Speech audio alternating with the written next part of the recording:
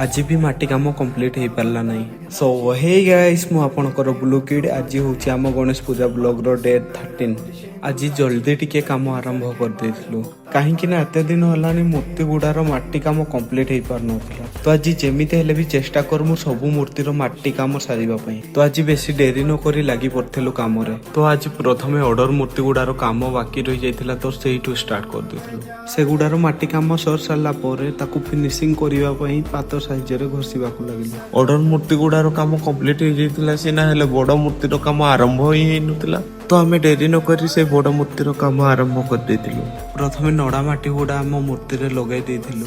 नड़ा माटी गुड़ा मूर्ति रे लगे सरला परे ताकू ओगाली माटी दे फिनिशिंग कर देथिलु। आउ टिके कमेंट रे जणै देबे कि आपनकर मूर्ति काम केते दूर गला। आमे भाबुथुलु आज माटी काम निहाती साथ दबु हेले आज भी सारी पारलुनी। तो आज ऑर्डर मूर्ति गुड़ार काम सारी आज रो काम समाप्त कर देथिलु। तो देखाबा नेक्स्ट ब्लॉग रे। जय जगन्नाथ, राधे राधे, बाय बाय।